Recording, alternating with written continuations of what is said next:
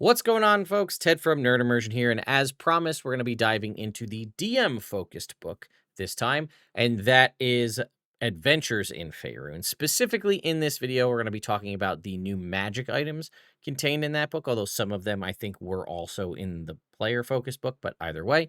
But before we jump into talking about that, I wanted to address something that I've seen a handful of comments bring up about how, Ted looks like he's really tired or his guy looks like he's got bags under his eyes and things like that. And yeah, I do. I have a pretty hectic work schedule outside of Nerd Immersion, and then I'm trying to stay on top of news and get coverage out as fast as possible and make news and coverage while it's still relevant takes a lot out of me, so I don't get a ton of sleep over here on the channel, but it is important that whatever sleep I do get is quality sleep. So, speaking of quality sleep, that's what brings us into the sponsor for today's video, and that's our friends over at Titan Mattress. Now, Titan reached out to me and they sent me out one of their king size Titan Elite mattresses, and I've had it for about a month at this point, and I gotta say, I'm a big fan. It definitely has a lot more comfort and edge support than my old mattress, which I always felt if I ever got too close to the edge, I felt like I would just fall off the side of the bed. And honestly, what surprised me more than anything is how easy it was to get up and get into the space and set up, which I wasn't really sure how it would go with a mattress kind of sent to me in the mail. But that just goes to show the quality of a Titan mattress. And they stand by that quality by offering a 120-night sleep trial as well as a limited lifetime warranty. And on top of all of that, while it's going to be brought directly to your house, it's also free shipping. So again, I wanted to thank Titan Mattress for sponsoring this video. As you can see here on the screen in front of you, you can go to titanmattress.com/nerdimmersion. And to get 30% off your order, you can go ahead and use the code NERDIMMERSION. So thank you again to our friends over at Titan Mattress for sponsoring this video. Let's go ahead and dive into the handful of new magic items in Forgotten Realms Adventures in Faerun. So as you can see here, we only have a handful.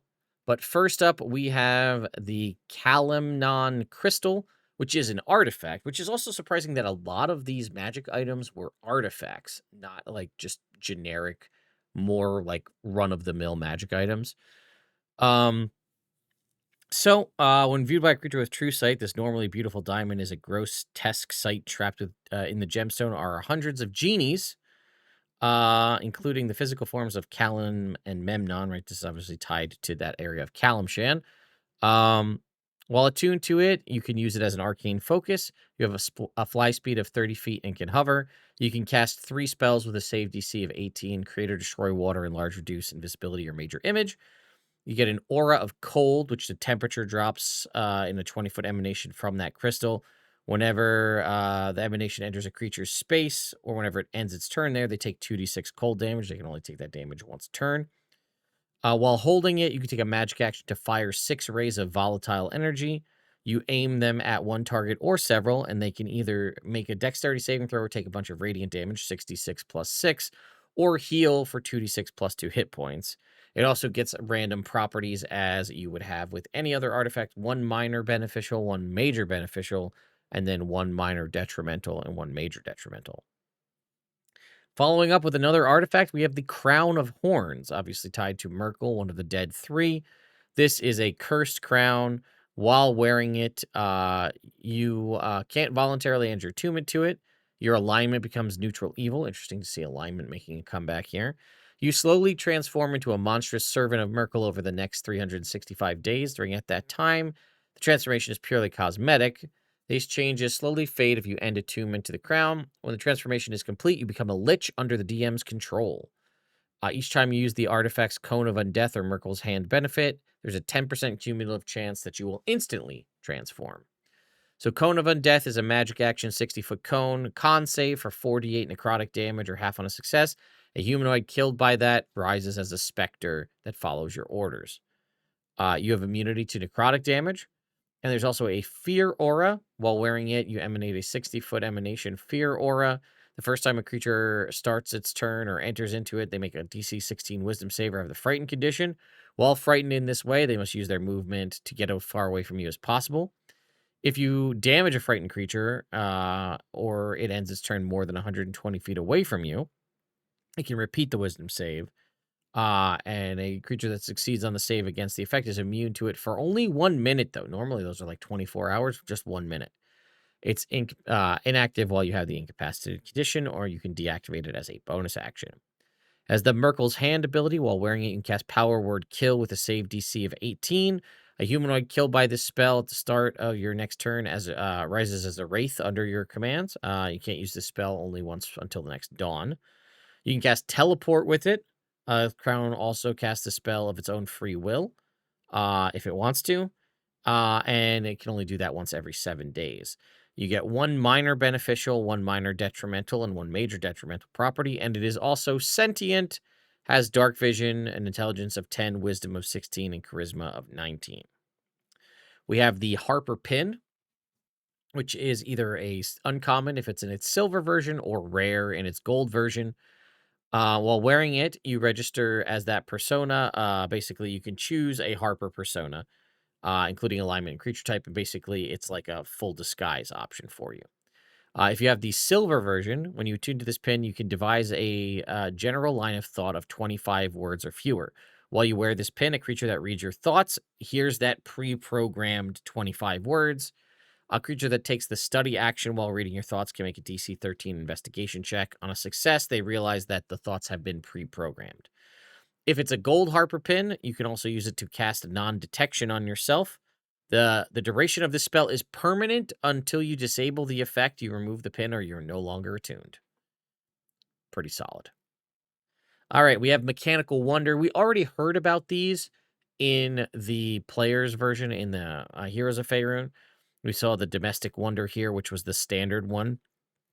There is the Flying Wonder, which is different, although the Domestic Wonder, I feel like, is the uncommon one. The Flying Wonder is the common one. And basically, it has carrying capacity of 100 pounds. The Wonder chirps a merry metronomic tune. The Wonder chooses 1 ally within 60 feet until the start of its next turn. It has advantage on the next check it makes using musical instruments or tinker's tools. And it can take a dash action as a bonus action.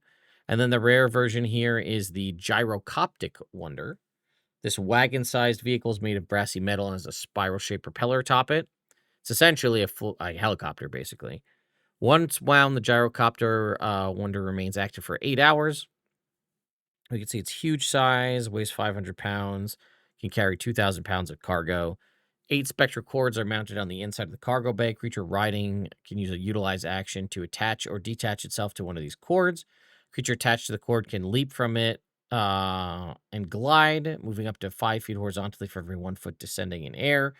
If the attached to the cord is ever more than 500 feet away, the cord immediately disappears and returns to the Wonder. So basically, you can sort of like bungee jump out of it. And the Mobility Wonder here is common. Resembles a metal turtle shell with straps. It's designed to be worn on your back or flank, depending on your anatomy. Once wound, it turns into a personal transport device and remains active for 24 hours. While active, it increases your speed to 30 feet. So basically allowing you to move when you're unable to, or to help out if you have less movement speed, or to maybe just do that for you if you need to take a break. All right, next up we have the Orb of Damara, another artifact. Okay. While attuned to the Orb of Damara, you get the following. You can take a magic action to exhale a 15-foot cone, choose acid, cold, fire, lightning, or poison. Each creature in that 15-foot cone must make a dexterity saving throw, take 66 damage of the chosen type. This one also gives off a fear aura, but this one's a 20-foot emanation. And it's a magic action to enable or disable any enemy that starts its turn in the aura must make a DC 18 wisdom save or be frightened. This one does not force them to flee. It's just the frightened condition. You get a fly speed of 60 feet and can hover. And you get 2 minor beneficial, 2 minor detrimental, and then also have the following spellcasting options. You have 6 charges. Your spell attack is plus 10. Spell save DC for them is 18. 0 charges to cast Disguise Self. 2 for Fire Shield. 1 for Hold Person. 1 for See Invisibility. And 4 for a 9th level version of Summon Dragon. Also, if you swallow the orb, you transform into an adult chromatic dragon under the DM's control. probably would not do that if I were you. The transformation is permanent, but if the dragon is slain, its body reverts to its original form. We'll get to the Tome of the Dragon. Now we've stepped down from artifact to legendary level. As you can see, here is a picture of it right over here. This is what the Cult of the Dragon originally was using to create Dracoliches. So, to decipher and use the Tome of Dragon, you must either be a spellcaster with at least 2 level 5 spell slots or a dragon. Single assistant can help you conduct a ritual, so as long as they meet the same requirements. To create a Dracolich using it, you must have the continuous access to the body of an adult or ancient dragon, either living or dead. 80,000 gold pieces worth of supplies as well. While you have those materials, you must conduct a ritual that lasts 180 days divided by the number of creatures conducting the ritual. During said ritual, you and your assistants must work without interruption, resting no more than 8 hours a day. If you're a dragon, the cost of supplies and the ritual's duration are halved. When complete, the tome explodes with violet light, dealing 12d6 necrotic damage to you and each assistant. If this damage reduces a creature to 0 hit points, they're killed and immediately rise as a zombie under the DM's control. At the end of the ritual, the target transforms into a Dracolich. If the ritual's target was a living dragon, the dragon dies instantly and its spirit is transferred to the gem supplied for the ritual. If the target was a dead dragon's body, the body reanimates and the gem is inhabited by an evil dragon spirit from the outer planes. The Dracolich is under no obligation towards its creators and acts according to its nature. And then lastly, we have the wind skiff, which we already had the wind skiff in the last book, and it functions the same way. It's a piece of jewelry that you can basically turn into a magic parasailer. I gotta be honest with you guys. I'm not super thrilled about the new magic items here because most of them are artifacts and like the reasonable, like how often are you encountering, like you maybe find one artifact in a game, if at all. And usually it's like in a pinnacle piece towards the end of the game. The Harper pin is solid. I really like the Harper pin and it makes sense for the Harpers. And then the mechanical wonders are also interesting depending on, what you might use them for.